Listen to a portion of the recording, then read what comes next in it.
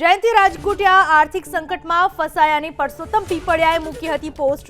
જયંતિ રાજકોટિયા ભાગી જવાની પરસોત્તમ પીપળિયાએ વ્યક્ત કરી હતી આશંકા।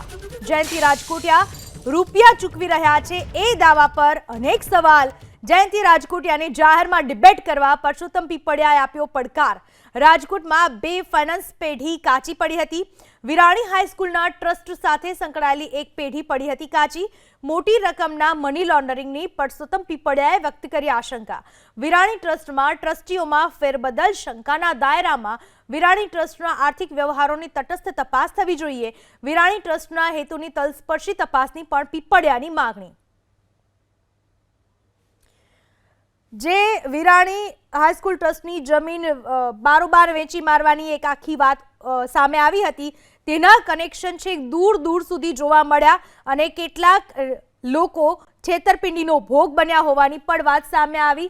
જે પરસોત્તમ પીપળિયાએ એક પોસ્ટ લખી હતી। વિરાણી હાઈસ્કૂલના એક ટ્રસ્ટી જે દેવાના બોજ હેઠળ દુબઈ તરફ જવાની તૈયારી કરી રહ્યાના સમાચાર પ્રસારિત થયા હોવાની પોસ્ટ એમણે કરી હતી આ વ્યક્તિ માટે, જયંતિ રાજકોટિયા માટે।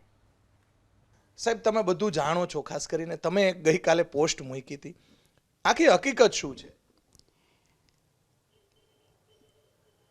સોશિયલ મીડિયા દ્વારા જયંતિ રાજકોટિયા છે એ આર્થિક ભીસમાં છે એવા સમાચારો પ્રસારિત થયા હતા અને આર્થિક ભીસમાં હોવાના કેટલીક બાબતો ઉજાગર થયેલ અને મોરબીમાંથી જાણવા પણ મળેલ કે અનેકના પૈસા એમાં ફસાયા છે। એટલે કરોડો રૂપિયા ફસાયાની જાણ થતાં મેં એ પોસ્ટ મૂકી હતી અને જેવી રીતે દેવાળીઓ દેશ છોડીને ભાગી જાય છે એવી દહેશત હોવાથી આ પણ ભાગી જશે એવી મેં દહેશત વ્યક્ત કરી છે। ભાગી ગયા છે એવું નથી કીધું, પણ ભાગી જવાની ફિરાતમાં છે એવી દહેશત છે અમને।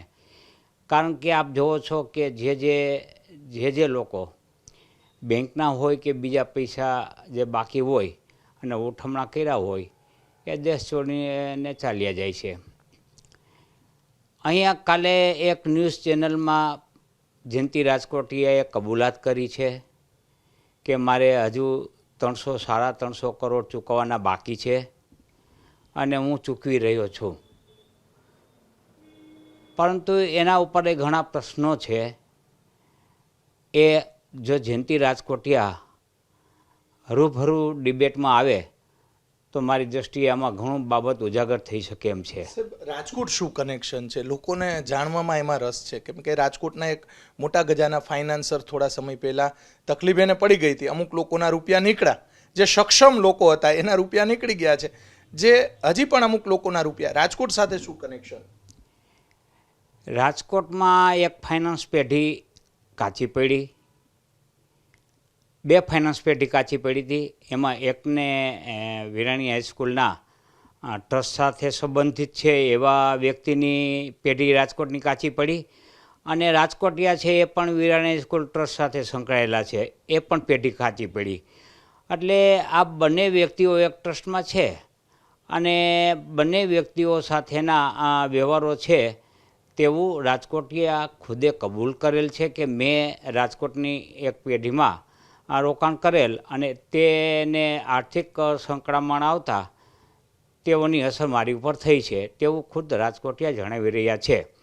એટલે મને એમ લાગે છે કે આમાં મોટી રકમનું મની લોન્ડરિંગ થયેલ છે, આ લોકોની તપાસ થવી જોઈએ। સાહેબ, એવું લાગે છે કે આ બધી કમાણી છે એ વિરાણીમાં સમાણી હોય એવું લાગે છે?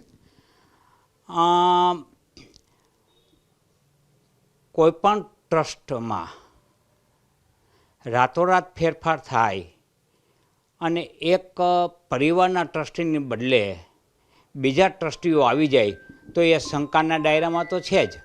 એટલે અમારી માંગ એવી જ છે કે વિરાણી હાઈસ્કૂલના જે ટ્રસ્ટીઓ નવા આવ્યા છે એની તપાસ થવી જોઈએ કે એમાં કોઈ આર્થિક વ્યવહાર થયા છે કે નહીં। અમે કલેક્ટરને પણ રજૂઆત કરવાના છીએ કે જે આ ટ્રસ્ટીઓ આવ્યા છે એનો શૈક્ષણિક હેતુ કરતાં બીજો શું હેતુ છે એ પણ તપાસવું જોઈએ।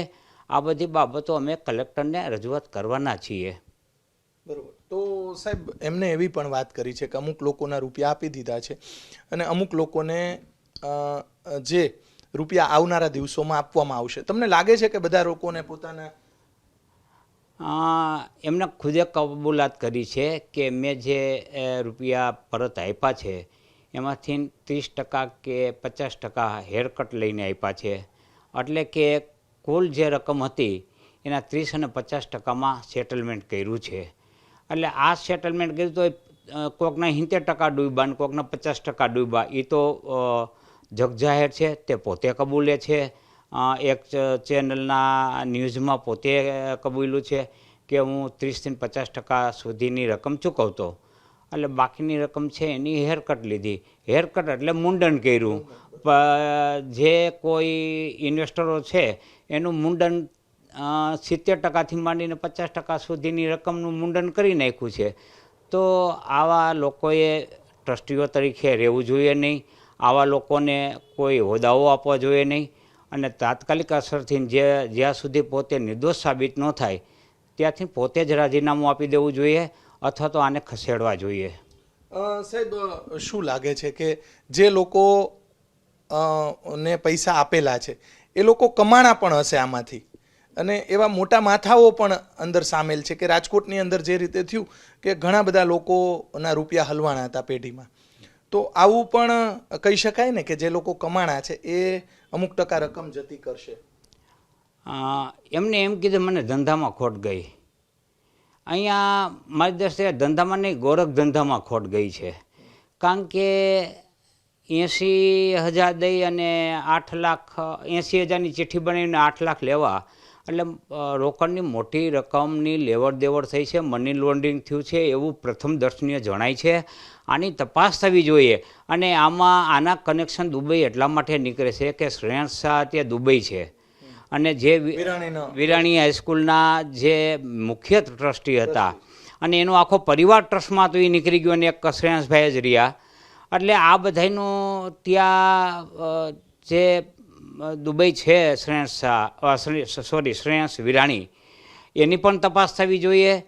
રાજકોટિયાની પણ તપાસ થવી જોઈએ કે રાતોરાત શા માટે ટ્રસ્ટીઓ બદલી ગયા, અને 1,000 કરોડની મિલકત ધરાવતી વિરાણી હાઈસ્કૂલમાં રાતોરાત ઉલટફેર થઈ અને ટ્રસ્ટીઓ નવા કેવી રીતે આવ્યા? કોઈ પોતાનું ટ્રસ્ટ આસાનીથી ના રીતે છોડી શકે? શું આમાં મોટી રકમનો સોદો થયો છે કે શું છે? કણો જે ચર્ચા થાય છે એમાં 300 કરોડ સુધીના સોદાઓ થયાની ચર્ચાઓ રાજકોટમાં જગજાહેર છે, પણ એના કોઈ આધાર પુરાવાઓ નથી.